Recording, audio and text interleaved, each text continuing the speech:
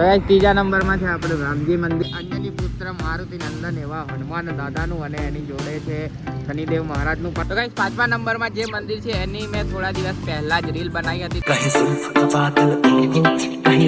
જય માતાજી મિત્રો, હું તમારો દોસ્ત ગજેન્દ્ર સોલંકી સ્વાગત કરું છું એક નવા બ્લોગમાં. તો મિત્રો આજનો બ્લોગ આપણો બહુ ઇન્ટરેસ્ટિંગ ને મજેદાર ને મસ્ત થવાનો છે, કેમ કે આજે હું કવર કરવાનો છું આપણા ઘરેથી દુકાન સુધીમાં કેટલા મંદિરો આવે છે રસ્તાની વચ્ચે, એ બધા જ મંદિરો હું કવર કરવાનું. તો વિડીયોના એન્ડ સુધી બન્યા રહેજો અને વિડીયોને લાઈક ને ચેનલને સબસ્ક્રાઇબ ના કરી તો સબસ્ક્રાઇબ કરજો અને શેર કરજો તમારા મિત્રો સાથે. તો ગાઈસ પહેલા નંબરમાં આપણી સોસાયટીમાંથી બહાર નીકળતા જ મહાદેવ ભગવાનનું એવા દેવોના દેવ ભોળાનાથનું મંદિર છે. તો આ આપણું આજનું પહેલું મંદિર છે. તો ચલો હવે આગળ. તો ગાઈસ બીજા નંબરમાં છે અંજની પુત્ર મારુતિ નંદન એવા હનુમાન દાદાનું અને એની જોડે છે શનિદેવ મહારાજનું પણ મંદિર. તો એક કમ્બાઇનમાં મંદિર છે, હનુમાન દાદા અને શનિદેવ મહારાજ. તો આ મંદિરના મેં દર્શન નહીં કર્યા, કોઈક દિવસ દર્શન કરવા જઈશ ટાઈમ મળશે એટલે. આજે શનિવાર છે એટલે અહીંયા ભીડ જો ખૂબ જ ભીડ છે, જોઈ શકો છો ને તમે. તો ચાલો, અને હું જેટલા મંદિર તમને બતાવું કમેન્ટમાં જરૂરથી લખજો. જેમ કે મહાદેવનું બતાવ્યું તો હર હર મહાદેવ, હનુમાન દાદાનું બતાવ્યું જય બજરંગ બલી, શનિદેવ મહારાજનું છે તો જય શનિદેવ જરૂર લખજો, બરાબર. ચાલો હવે આપણે ત્રીજા મંદિર તરફ પ્રસ્થાન કરીએ. તો ત્રીજા નંબરમાં છે આપણે રામજી મંદિર. તો બોલો જય શ્રી રામ.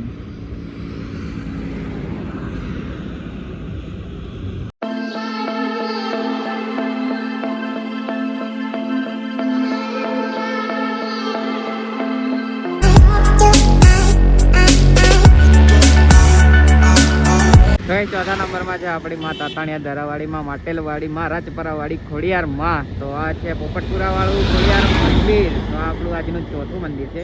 તો હવે આપણે જઈશું આગળ પાછા. ચાલો, આજે જેટલા પણ મંદિર આવે બધાને જ આપણે કવર કરશું. તો ગાઈસ પાંચમા નંબરમાં જે મંદિર છે એની મેં થોડા દિવસ પહેલા જ રીલ બનાવી હતી. તો એ રીલ તમારે દેખવી હોય તો મારે ડિસ્ક્રિપ્શનમાં લિંક આપેલી છે આઈડીની, ત્યાં જઈને જોઈ શકો છો અને ફોલો કરવાની ઈચ્છા હોય તો ફોલો બી કરી શકો છો. તો આવી રહ્યું આપણું આજનું પાંચમું મંદિર છે ને, જય ભોલેનાથ. કેટલી મોટી શિવલિંગ બનાવેલી છે અને શેનું મંદિર છે એ જોવું હોય તો આવી રહ્યું જુઓ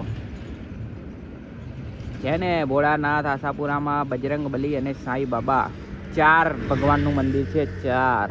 તો ચાલો હવે આપણે આગળ તરફ પ્રસ્થાન કરીશું આપણા છઠ્ઠા મંદિર તરફ. તો વિડીયો સારો લાગતો હોય તો લાઈક, સબસ્ક્રાઈબ ને શેર કરતા જજો, બરોબર છે.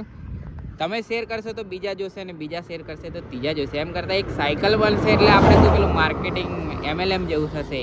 એક કે નીચે 2 જોઈન કરને કે 2 કે નીચે और 2 वैसे કરો ફિર, એટલે કરો એમ.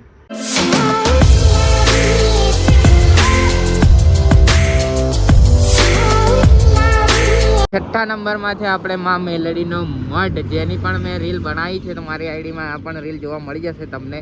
તો આ હતું આપણું છઠ્ઠું મંદિર અને કોમેન્ટમાં જય મેલડીમાં જરૂર લખજો. તો ચાલો અહીં સાઈડમાં જે એક પાછું બીજું મંદિર છે, આ દેખો ભોલેનાથનું છે કે રામદેવ પીરનું છે ખબર નહીં, પણ બોર્ડ મેં વાંચ્યું હતું કાલે. એટલે સોમનાથ મહાદેવ ને બાબા રામદેવ પીર. તો આ આપણું 7મું મંદિર. આ મંદિરમાં પણ હું કોઈ દિવસ ગયો નથી, પણ જે દિવસ ટાઈમ મળશે એ દિવસે જઈ આવીશ ખરું. ચાલો હવે આગળની તરફ જઈએ અને આપણે આવી ગયા છે દાણ ફેક્ટરી. હા, દાણ ફેક્ટરી. અને આની પણ મેં રીલ બનાવી છે નદીની, જે મારી ખૂબ વાયરલ થઈ હતી. એ બધી રીલો મારી તમને આઈડીમાં જોવા મળશે. તો લિંક નીચે મેં ડિસ્ક્રિપ્શનમાં આપેલી છે મારી આઈડીની, ફોલો જરૂરથી કરી લેજો. તો ગાઈસ આપણે દુકાને આવી ગયા છે ને આપણા ઘરેથી દુકાન સુધીમાં લગભગ ટોટલ 7 જેટલા મંદિર આવે છે. તો બધા મંદિરના દર્શન કરતો આવું છું. દર્શન એટલે કે આપણે નમન કરીએ છીએ, ઝુકાવીએ, પ્રાર્થના કરીએ અને દર્શન જ કહેવાય, અંદર ના જઈએ. પણ આપણે રસ્તા પરથી જ બધું કરી દઈએ છીએ.